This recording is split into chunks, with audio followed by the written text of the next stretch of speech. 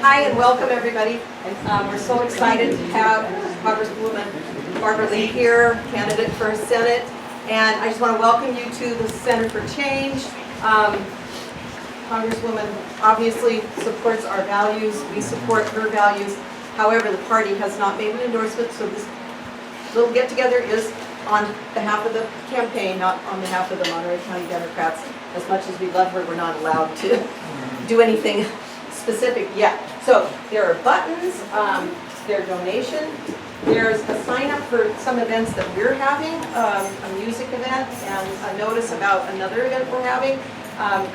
We're happy to take donations and keep us running, and I know of course the campaign is also happy to take donations as well. So I want to introduce the folks that are going to introduce Barbara Lee. So Alexis Garcia Arzola, and Dave Pacheco are two of our council people from the city of Seaside. So they're here to welcome you, and a welcome on behalf of the Monterey County Democrats. Thank you for being here. Thank you. I want to thank Elena for all her hard work and organizing and putting this together. Without you, this is a very positive thing for Seaside and the community, and being a congressperson here, it's a really big thing.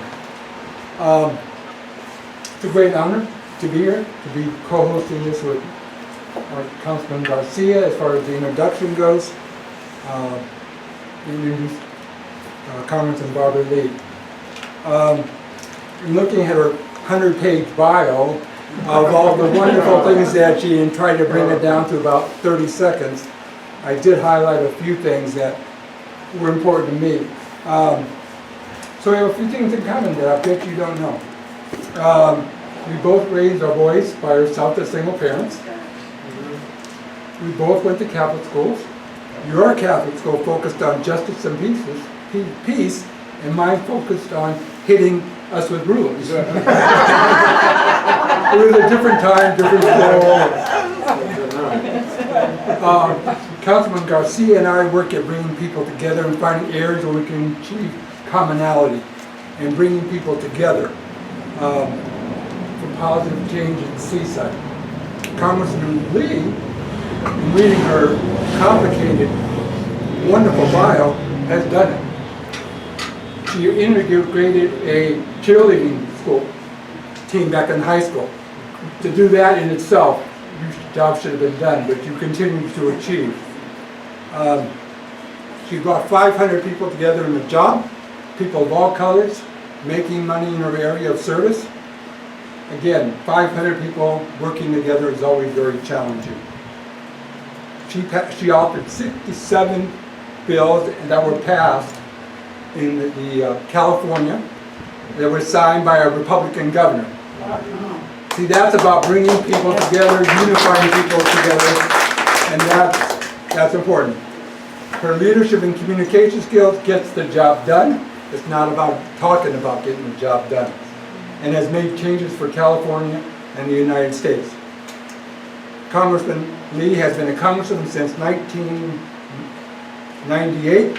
Served on appropriation committee, giving out money to a lot of worthy causes. Probably one of the most important things that Congress can do is fund different important goals. Serves on 3 subcommittees to include state and foreign operations, labor, health, and human services, and rural development. Congresswoman Lee, throughout her years of service, has had an independent and powerful voice. Occasionally I see you on TV, and she just stands up for what she believes and says it no matter who or what she's told to be said. And that in itself deserves a lot of credit, because it takes courage and energy to do that. And she focused on making our country better. It's an honor to be part of this introduction. And I want to bring up Councilman Garcia, who is a wonderful communicator and does good things, and proud to serve with him as a fellow councilman. Thank you. All right.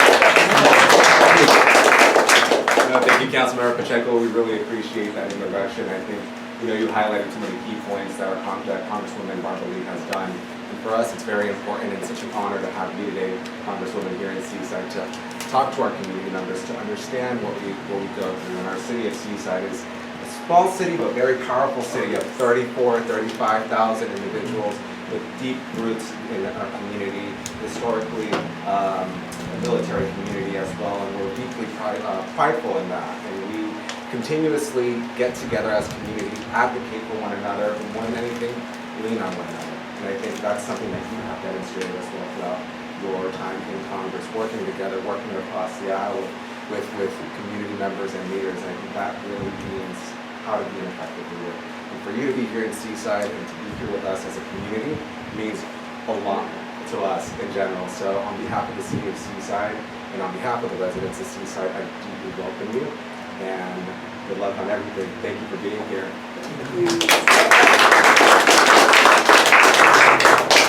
Gosh, well, first, thank you, Councilmember Garcia and Pacheco, for that wonderful welcome and introduction. And let me say also, appreciate your leadership and what you do each and every day to make life better for everyone here in Seaside. Also, we have another link and something in common. A couple of things, actually. My father was stationed at Fort Owens. He was a military officer. And then when I was in the California legislature, one of my bills was the establishment of the base conversion planning council. And I was over the overall redevelopment of all the bases in California as a result of my work with Pete Wilson and, of course, Sam Farden and others to make sure that we had a transition from a war economy to a peace economy here in Seaside. So thank you all very much. It's good to be back. It's good to see everybody. Elena, thank you. Oh, you're welcome. Very much. Pleasure, my honor. Such an honor to quickly. have you here. It's really wonderful, and I'm glad to be back. It's been a while, and I'm so happy to see everyone here. And I'll talk a little bit about my campaign in just a minute, because yes, I understand the dynamics of all that's going on, but I am running for the United States Senate, and of course asking delegates especially, and the Democratic Party, if they would consider, if you all would consider endorsing me in November at the party convention, because that's extremely important. I've been a Democratic Party activist. Even though I'm a member of Congress, I've been an activist and will continue with that. And so that's part of what I'm doing now is hoping people will look at my experience, my background, what I intend to do and what in the Senate, and that my experience as a progressive leader, as a champion, as a fighter, but someone who can work with Republicans when needed to get the job done. And so, again, thank you so much for inviting me to be with you. You know, just let's take a moment and just a moment of silence to think about those who have been recently killed.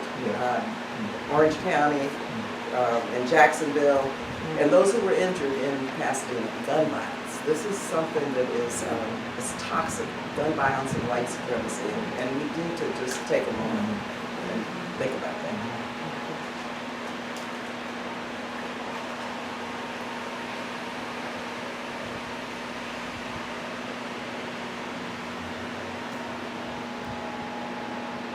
Thank you very much. And it's important that, for me as a black woman, first of all, kind of remind us all where we are in this country.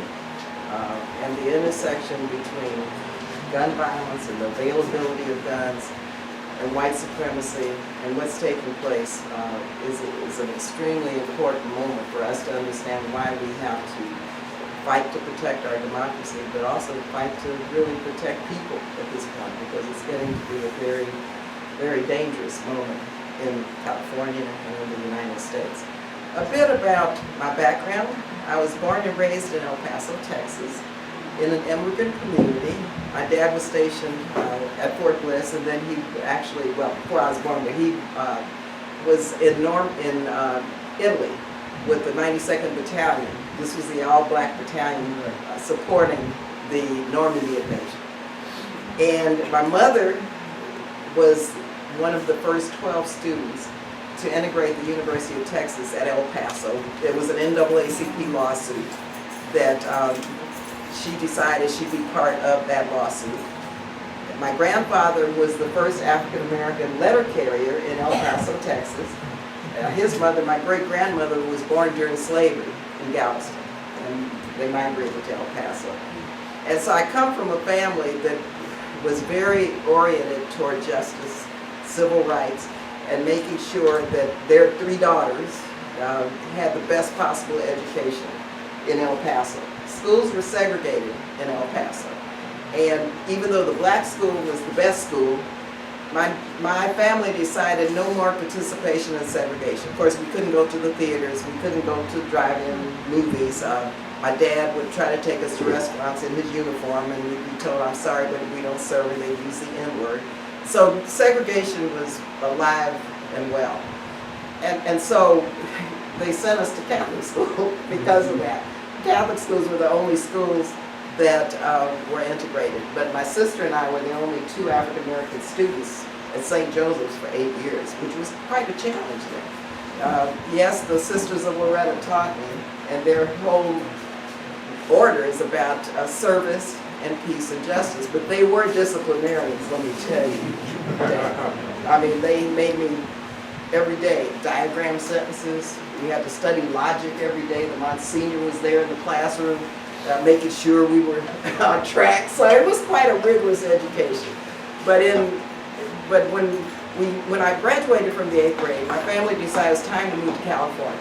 We moved to California because of the public schools, being the best public schools in the country. So ended up moving to San Fernando and Pacoima. Went to San Fernando Junior High School, San Fernando High School. And when I went to San Fernando High School, I wanted to be a cheerleader. But there was a selection process that precluded girls that looked like me from becoming cheerleaders because of the criteria. And so I went to the NAACP. I was on work study then. Went to the NAACP, told my boss, John Mance, I really want to be a cheerleader, but I can't because I don't look like somebody who can get through this selection process. So they looked at it and said, okay. So they helped me organize a student body with the NAACP. Mind you, I was 15. And made them change that selection process to an election. And so I tried out in front of the student body, and guess what? I won. I was the first black cheerleader at San Fernando High School. And that's how I won. That was my first election. 15 years old. And I share that story because it's important that you get to know me and know that I've been fighting to disrupt and dismantle policies that are discriminatory and that are racist and that are barriers for everyone to move forward, whether it's the LGBTQ plus community, people of color, seniors, the disabled. My sister has multiple sclerosis. I do a lot on diseases and handicap issues, you name it. And whenever there are barriers, and then Shirley Chisholm, who was my mentor, I got involved in politics through her presidential campaign. She said, you know, if they don't give you a seat at the table, you bring a folding chair. And then secondly, she was the one who insisted that I register to vote and get involved in the campaign. And so she said, and Barbara, you have got to get out there and help us because these rules weren't made for you and I. They were rules that you got to get on the inside, she said, and don't go along to get along. You've got to go in there and change the rules of the game so that everybody has the opportunity for the American dream. And so that's my life. And I was in the California legislature for 7.5 years, first African-American woman north of Los Angeles in the Assembly and in the California Senate. And when our beloved Ron Dellums retired, and I worked for him for 11 years, when he retired, then I ran for his seat and won. And so I've been in the House now 25 years. Wow. The Senate needs a progressive fighter. It needs somebody who has the experience, who can get the job done.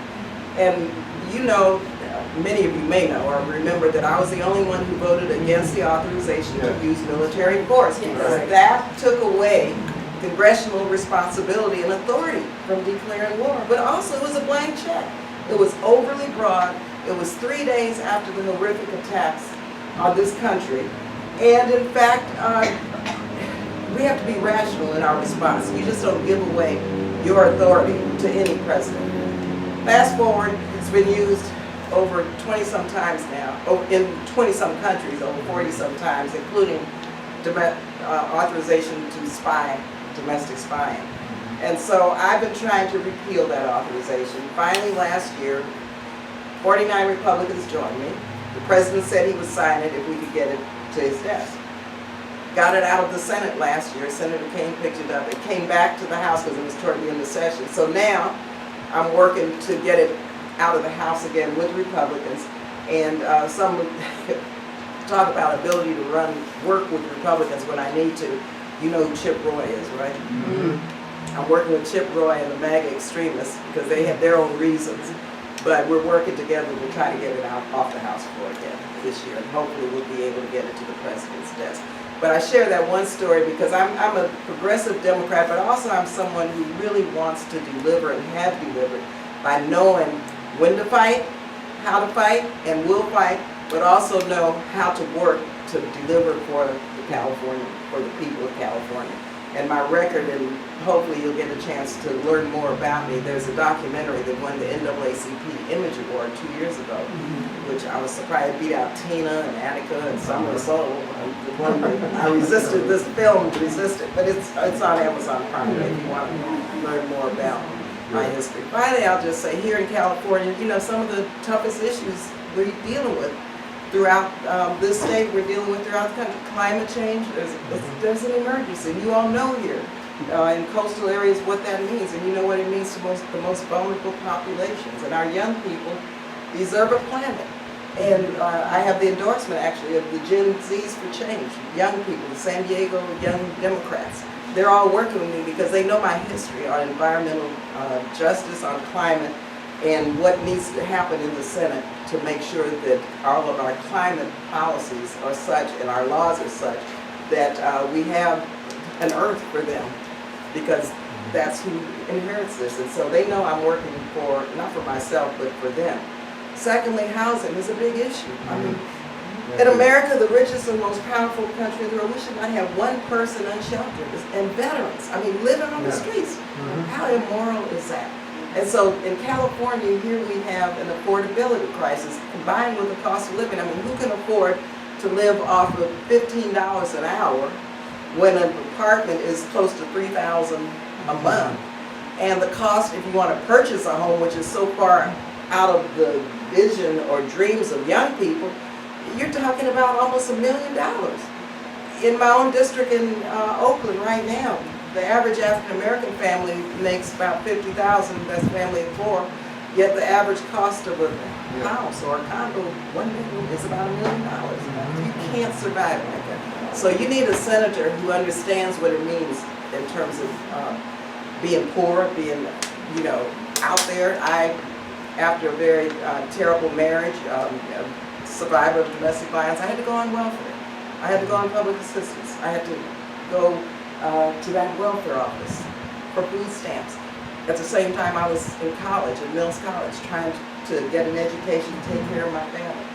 And I know what I was able to do because there were policies then that helped me out by our government. I was able to buy a house, if you can believe this, for $19,475 because HUD had a program that allowed people like me to purchase a house. And so my candidacy is about seeing those people. Here in California, the Golden State, 40 million people, 20 million are living one paycheck away from poverty. And so economic and racial inequality is a big deal in California. We can't say it's not. So that's another issue that I'm fighting for in terms of making sure that candidates and delegates and voters understand what my priorities are and how it relates to their daily lives. Also, when you look at the issues around criminal justice reform and democracy and reproductive justice, I co-chair the pro-choice caucus. And when I was a teenager, I had an abortion. And I didn't want to talk about it until publicly, because having an abortion is one's decision, right? Between you and whomever. You don't have to talk about it, though. And I didn't. But after the Dobbs decision, after the Texas restrictive laws came down, I said it was time. And so in a public hearing, you know, I talked about having to leave California. This was before Roe. Having to leave California. Went to my mother's friend, who was a Latina in El Paso. She took me across the border to Mexico, to Juarez. And I had an abortion. It was the scariest thing. It was a back alley. Then I knew that I could be put in jail because just like now, it was criminalized, it was not legal. I knew then I could die because the highest, the death rates among black women from abortions, that was the highest cause of death during that time. And I knew when I left Juarez and came back to El Paso, I could be put in jail. I knew I could be put in jail coming back to California. I mean, you know, I was terrified, just like now. And so I've been leading the charge in Congress as the pro-choice caucus co-chair to make sure that we put into federal law to codify the Women's Health Protection Act, which would put into federal law the right to an abortion. And secondly, to end the Hyde Amendment, which has been in the policy of the United States since the 70s, which denies access to full range of reproductive health care for low-income women and women of color, because it does not allow for Medicaid to pay for the full range of the choices. Henry Hyde said, look, if I can't do it for all women, I'm going to do it for poor women. You cannot have this service paid for. So that's been so much a part of this campaign, talking to people about why reproductive freedom is part of our fight for our democracy. This is the first time that a constitutional right has ever been taken away. Voting rights, they're trying to repeal our voting rights, LGBTQ plus rights, labor rights, environmental rights. So our democracy is being eroded, and it's not like slowly, it's fast, each and every day. And finally, I'll just stop and say the following point about this fight for democracy, and we'd love to hear your questions. I'm the lead plaintiff in a lawsuit against Donald Trump and the Proud Boys and the Oath Keepers. And that lawsuit is, and it's interesting because I'm the lead plaintiff. It's the NAACP lawsuit. I was there on January 6th, right on the floor. Almost didn't get out. And so the NAACP said, we're going to hold this man accountable. He is not immune. He's not above the law. So they asked me to do this. And I'm really proud of that, even though it's a tough lawsuit. But we got through the district court, which ruled that he's not immune, first time ever. So now, of course, Donald Trump and the Proud Boys and the Oath Keepers appealed this. And now it's in the Court of Appeal, so we're waiting on a decision any day now. It's a suit that really calls them on the carpet, says that they're responsible for January 6th. We're using the KKK law as the basis for the complaint because the Klan in 1871 was trying to prevent black people then from voting and from participating in Congress. And so what happened was the law was passed saying that anyone who was trying to violently disrupt the process, can you imagine then, or to interfere with the transfer of power and the political work of members of Congress, then they're violating the law. And so it's the Klan's provision of the law that we're using as the basis for our lawsuit. And it looks very good. It could be historic. It's a civil suit. And it's moving through the courts while the criminal lawsuits are moving through also. So I will just say thank you again for being here. And thank you for coming out, and look forward to your questions. And hopefully I can work for and garner your support. All right. Thank you. Sure. So I am a lifelong member here, and you mentioned forward with your father's connection, and I am most concerned about descendants of the military. When our fathers went off to war and came back, alcoholic, shell-shocked, PTSD, and all those things, the land is being given away to these developers and people like myself who grew up poor in this community, and I happen to have stayed here as a social worker, and now I'm retired. I see every day, my husband and I have a nonprofit, people coming to our door that need housing and shelter. We have all that land out on forward, and when the base realignment happened, there was no provisions in there for descendants of military family. Now we have, as black people, been out-migrated from Seaside and gentrified out, while these homes, a shack in Seaside, $750,000. So I'm just wanting for you to uplift that. And the second thing I would say is that there are gatekeepers at the door for the federal and state dollars that come into these communities where poor black people come to us and say, you know, I need housing, blah, blah, blah. We send them to all these gatekeeper organizations that are getting this money, including government, and they get turned away, countless of them, living on the streets with children. And so I'm just hoping that, regardless, I am a supporter of yours, And I love what you did with that vote, standing alone, and you're just a role model to us. So I don't know if you can speak to those two issues for me. Sure, well, it's interesting because I haven't really thought about military family, the descendants of military families, and that we should have done that during the negotiations around base code. I think it's important to look at, I support, making sure we repair the damage of the past. And look at what happened in Malibu, the land that was confiscated. Finally, reparations, and that's a key part of this. We have to repair the damage. So let me think about this, because I think that's a big issue that, especially military families on these bases and families, they're owed something. And secondly, gentrification is happening, it's everywhere, and we have to have, our federal government needs more of a, I would say, a stick, when federal funding is involved. We have to be sure that when there's gentrification, we have to try to prevent it.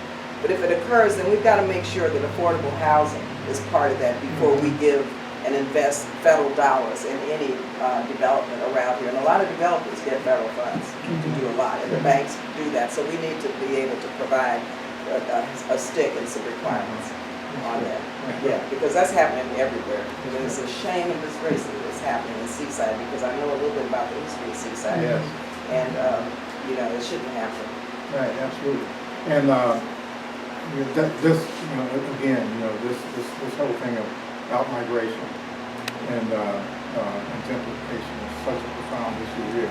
I grew up here too, and I came from Kentucky, so I experienced segregation. That was the height of segregation. So I came out here, I was 13. That's some Okay, I thought that was mine. Okay. And then coming out here, when we first got out here, there were sections of Seaside that black people were not allowed to live in either. So you can imagine coming from Kentucky to out here, when I thought I was going to be living next door to Roy Rogers and his horse. But even though we got rid of those deed restrictions and everything, there's a mentality that still comes from that time period, and it's systemic. You're absolutely right. And so, knowing what your positions have been, I think that we're, I think they use the word counting on you, but You we can are. count on me. But we are, and we are. But we also have a big role to play as well, because we can't afford to just have you be the person, like you stood alone sort of when you took that vote. Yeah. But a lot of us were out here. We weren't there with you at the time, but we were out here with you. And so we're going to be with you all the time. The other point I wanted to make was I think my wife covered, the real closing point that I was sitting here thinking about making. But I just wanted to also welcome you back to Seaside, because we have a couple of things in common. NAACP and Black Panther Party. Okay, good. I'm telling you. But in one of my terms as president of the Monterey County branch of the NAACP, we were privileged and blessed to have you come here and speak. I think you might remember that. Yes, That's it, right, I absolutely. remember that. And a lot of the things that you talked about is still happening now, and we know that you've been fighting, for the things that need to be fought for, and the things that have been fought that need to be fought against and stuff. But I just wanted to kind of refresh your memories about having been here one of those Thank you so much for that. Yeah, I used to think Seaside was part of my district. But thank you so much. Yeah, and I look forward to representing you. Okay, good. Thanks for this. I hear you. So my name is Jose. I'm actually from Salinas, so a little bit more inland. And my question revolves around immigration. So I came here when I was 2 months old and was raised undocumented and kind of like always being cognizant of the fact that opportunity would be limited for me. So on the immigration front, what would we do for like 3 months and everything? Like I have my citizenship now, but it's never something that I take for granted because I know there's so many more people that I mentioned I grew up in an immigrant community in El Paso, so immigration is very important, and I understand the issue very, very deeply. First of all, just as it relates to DACA, we need a path to citizenship like now, not only for DACA recipients, but for their families. And just a couple of weeks ago, I'm on the Appropriations Committee, and we tried, and these MAGA extremist Republicans are pretty bad on immigration, this is a small thing, just allow DACA young people to work in our congressional offices and be paid as interns like we pay everyone else. I mean, DACA young people are just as American as I am, and so are their families. And do you know they wouldn't even allow that? We have a chance to pay interns, but not if you're a DACA young person. So that's the kind of stuff we're dealing with. Secondly, I have been to the border during the Trump administration. Let me tell you, I went to El Paso, San Antonio, McClellan, Florida, everywhere, and saw these young people, the separation of families at the border, which is unconscionable. So one of the efforts that I've been mounting is making sure that trauma-informed, I'm a social worker by profession, trauma-informed care is there for these young people. But also that I reminded in a press conference when I was at one of the detention centers that African Americans of all people need to be allied with the immigration community. Because when we were brought here enslaved on these boats, the first policy of the United States was to separate children from their families. And so the trauma that's come down through the generations, those kids are going to face that trauma.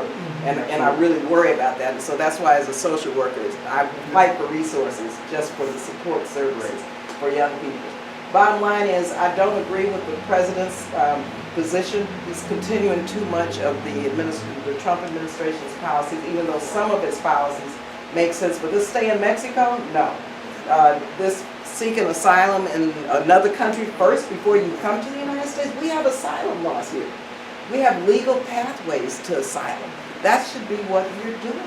And so I'm one who's out there. I think, and some people disagree with me, but ICE and the CBP, the Border Patrol, their budget needs to be cut by 50% at least, because I have seen the human rights abuses taken and what they're doing all around the country, these detention centers and at the border. So I'm way out there on immigration reform, and it comes from a deep understanding that our immigrant community, our brothers and our sisters, most immigrants don't want to leave their home. When you talk to most immigrants, if their home, wherever they're from, Guatemala, Honduras, or wherever, if the violence, were not there, if they weren't afraid to stay there, if they could get jobs and economic opportunity, if we could invest more in these countries, then people would stay home. Most immigrants don't want to leave, looking for a better life. So that's kind of where I am. And just know you have an ally, not just now, but my record is very consistent. Glad you made it through the citizenship process. Congratulations to you. We're right here over there. First of all, let me say, I want to congratulate you and thank you for your leadership that you've shown in California all these years. I want to try to change the topic a little bit. I'm concerned recently of the focus of the attention that African nations have received from China, from Arab nations, and from the Soviet Union. And the recent turmoil in Africa, there just seems to be so much, it's reminiscent of CIA activities back in the 60s and 70s, regime changes, all kinds of coups. I'm just wondering, you as a senator, what is your foreign policy focus for Africa? You should be concerned. My foreign policy, first, I have a large experienced background in foreign policy and international relations. I'm right now, and have been since President Obama, I've been the Democratic representative to the United Nations. And I started an NGO office up at the UN to raise the issues of African Americans in the world body. Secondly, when we were in the majority, I was the first African American to chair the Appropriations Committee on Foreign Affairs. It was the State and Foreign Operations. So I understand the world in which we live. With regard to Africa, guess what? The United States is missing in action on the continent. That's China, Russia, you see what's happening with the BRICS? You see what's happening. I mean, and this is the United States' fault. We need, and I know because I funded, and I'm the ranking member now, all of our development and diplomacy initiatives, all of our trade initiatives, everything that was non-military came under my jurisdiction. I had to fight for $60 billion for the development, you know, three legs of our stool on foreign policy: diplomacy, development, defense. I had to fight just to get to 60 billion, and that was unheard of from my committee on appropriations. But defense was over 800 billion. So the world sees that, and so we have to reorder our national security priorities, put more into investment, development, diplomacy, and engagement in a respectful manner with countries. They're in the Caribbean too, in the Caribbean and Africa. Otherwise, we're going to see this. And so some of my Democrats and Republican colleagues, every time they talk about taking on China, taking on Russia, taking on these countries, because they're in Africa, I said, wait a minute, who's there? Are we there? You know, it's like they call it countering Chinese influence. Well, of course, I'm going to support what the U.S. needs to do. I fund USAID. You know, we haven't done what we needed to do with USAID in terms of investing in global health and education. I led the effort for PEPFAR. We need to tout that a little bit more. We saved 25 million lives throughout the world. That was under Bush. That was my legislation, the Global Fund, all that. And so we've done a lot. But you have to have people like myself fighting, like our own administration sometimes. The Caribbean, and I'll stop with this, Eastern Caribbean, check this. China's all over it. Barbados, Grenada, you name it. One embassy covering 7 countries, and the ambassador doesn't even have a plane. Okay? I mean, what kind of commitment is that to lift up the Caribbean and in terms of U.S. support for the Eastern Caribbean? So when I was chairing the committee, of course, I started new economic investment and growth initiatives, more funding into new strategies for ag development, for small business, entrepreneurial development. So I did as much as I could do with that budget. But just so you know, that's part of my portfolio. And in the Senate, you know, it's a bigger place with a bigger megaphone. Being 1 out of 100 with my perspective is something the Senate needs. Since 1789, there have only been 2 African American women in the Senate, and that's Senator Carol Moseley Braun and Vice President Kamala Harris, serving a total of 10 years. That's 204 years. Okay, 204 years. And so that perspective lens is not there. So in the Senate, guess what? I'm going to broaden the debate and broaden the perspective and fights and delivery systems for people around the world. I think we have time for 2 more questions. Okay, here and then here. Yeah. Barbara Lee speaks for me. Ma'am. Good to see you. It was my pleasure to be at your coming out in Oakland. Oh my God. Yes, and I have heard so much about you. I had to come there. I am a member of Mentally Court number 53, Oakland, California. Oh my God. Yes, and I'm the first lieutenant there, and I'm always Oh my goodness. hearing your proclamations, and I'm like, who is this Barbara Lee? So when I had a chance to come to Oakland and hear you speak, and hear your platform, and to hear the things you were saying about I don't go alone to get along. I've experienced that so much in my life. So I just want to let you know that I am a supporter of yours, and I'll be around. My name is Alicia Louise Gaines Lynch. Thank you so much, Lisa. And you know what? That is so important for me to know you and to hear you, because so much of what Californians need are people to know them, to have experienced a senator who's had some shared experiences and who can connect with them. Regardless, there's a lot of people can connect with me whether they look like me or not. So thank you so much for that. Good to see you again. Last time we met, it was at our Emerge of Oh California, my God. San Francisco. I'm on the executive founding committee there. We're hoping to have you back. I'm on the host committee again. Oh, good. You were eloquent. Your speech was awesome that night, and I hope you can do the same. I'd love to. But to take you down memory lane, do you remember when Nelson Mandela came? Yes. That's where I first met you. Oh my goodness. So we're gonna, our age, people are gonna wonder, Isn't how old are that they? something? See, experience matters. These mega extremist Republicans. And I feel so good about that. Yeah. And then the other time was with Willie Brown, putting together collective programs, Oakland, San Francisco, to get people to work together. You've always been doing this. You've always been at the table. Shirley Chisholm is one of my favorites as well. I'm an elected official as well. But I loved it when she said, I'm gonna bring my chair in there if they don't have one for me. Now, we know the chair means a lot more these days, but we're not gonna talk about that. But at the end of the day, that is what it's about. So I appreciate you and all that you've done. And I would like to once again share what Regina Mason shared. We need your help in Fort Ord. There's land there just sitting there. As an elective, I believe you can help us get some of the other electives to understand that we have been systemically excluded. Yeah. We're being erased. I'm a professor. We're being erased throughout the country. And it's just starting from DeSantis and Florida, and it's just a wave coming through.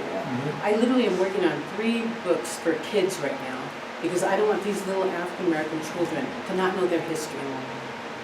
So it's like, what can we do? That's what I'm doing there. But I would love it if you could help us to meet with the powers that be. Because I think it's up to the city powers whether or not we can enjoy some of that land or not. We've heard that through different programs. If we could do something on that level, because there's land there, it's not being used, but everybody else gets a piece of it and we don't. Now, let me tell you a couple of things. I would like to work with you on that. I go way back to when the base was closed. I was working with Sam Clark then, so I'll talk to Congressman Panetta. Does he have the game plan? Yeah, And I is think you there- would help him. Well, they're looking out for the veterans, but not the descendants of the veterans. And many of the descendants are people of African ancestry Yeah. that have been out-migrated from Seaside intentionally. Yes. Yeah. It's Well, a if you stem. can give me if you have something written up that I can talk to him about and see what a game plan is, I would love to do that. I would love to do it. Absolutely. And secondly, with DeSantis and what the right wing and the white supremacists are trying to do in this country is what they did during slavery. Yeah. You dehumanize people Yes. to the point where anything goes. And you make them into something that they're not by denying their existence. And that's what Black Lives Matter is all about. And so we're seeing now that happen. And so it's really important that everyone speak up and speak out against what's taking place, because the denial, and it's going to get more dangerous if we don't. Because when you start getting this in these people's minds, that black people and people of color aren't human, that they're not, there's a hierarchy of humanism, then that's when it's like open season. And so this is the danger of DeSantis and Donald Trump and these MAGAs and the Proud Boys and the Oath Keepers. Sure. And so be vigilant. I'm begging you, because I see what's happening, and that is all connected to the erosion of our democracy. Yes. So thank you all very much.